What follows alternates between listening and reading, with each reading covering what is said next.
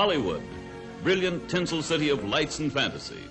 Hollywood, glorified, glittering, fascinating, fabulous, mythical kingdom. Hollywood, the glamour capital of the world.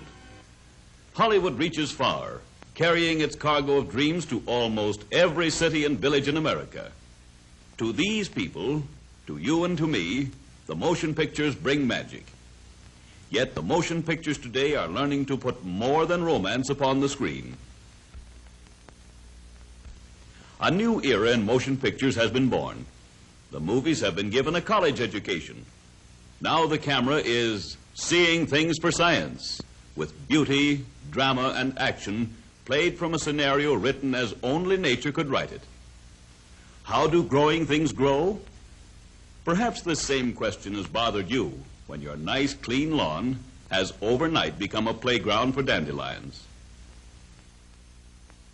A special type of motion picture called time-lapse photography shows you, perhaps a little late, what happened to your front yard.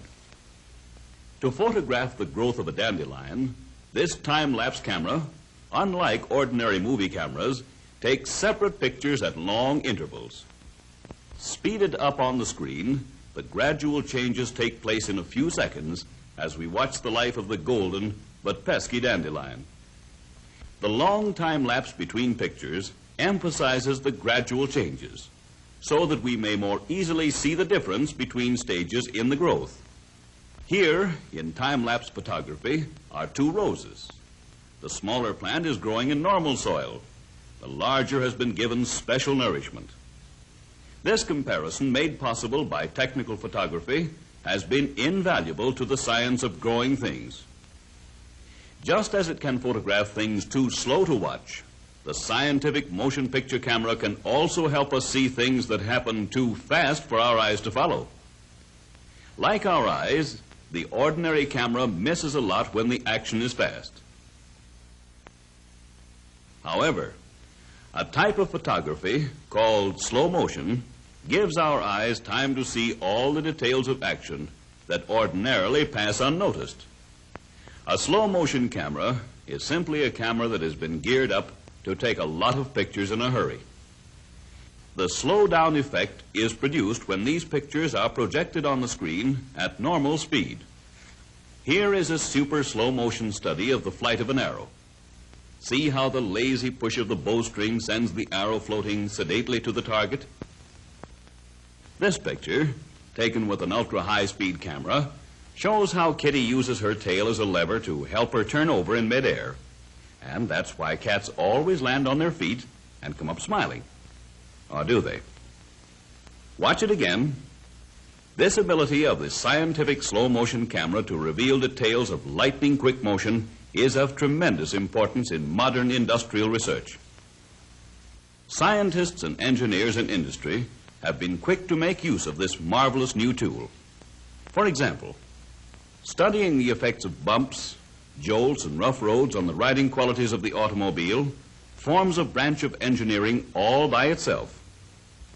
In this test run on a rough road, the wheels, tires, and springs move up and down too rapidly for the ordinary movie camera to see what is happening.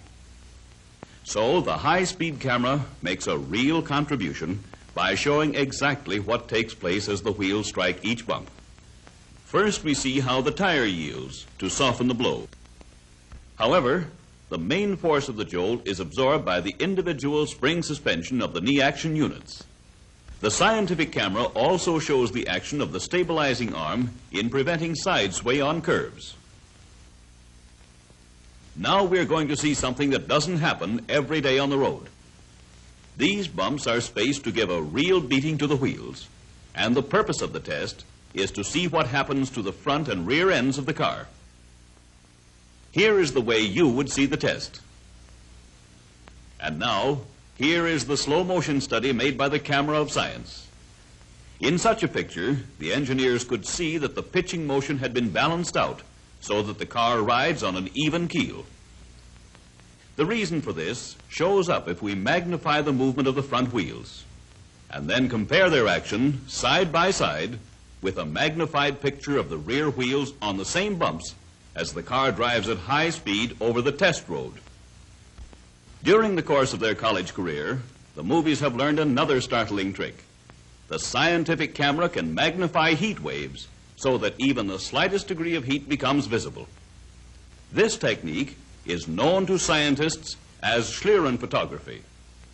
A tiny mirror, the size of a pinhead, is mounted just in front of the camera lens. Some distance ahead, a large concave mirror is accurately mounted. A brilliant light is focused so that its rays fall directly into the pinhead mirror. The rays are reflected into the big concave mirror. Then they are bounced back toward the camera lens. As these light rays travel back and forth, they are bent and distorted by any waves in the air. The bending produces a wavy image on the motion picture film. In this magic Schlieren photography, heat takes on a flame-like appearance. Notice the actual flame at the center, surrounded by heat waves. Rubbing two sticks together in Schlieren photography gives encouragement to Boy Scouts, Girl Scouts, and general out-of-doors people who feel that it is possible to start a fire that way.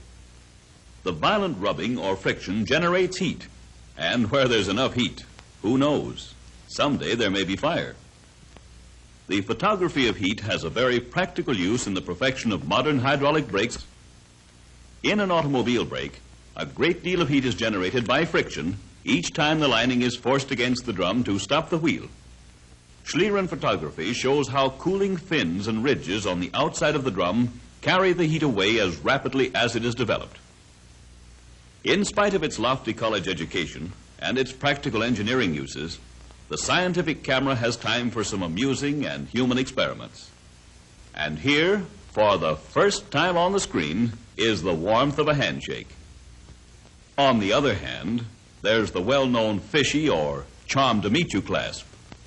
Now let's try a little Schlieren photography to see if there really is any warmth in a warm greeting. Well, for once, Cupid seems to agree with science. My, ain't science wonderful?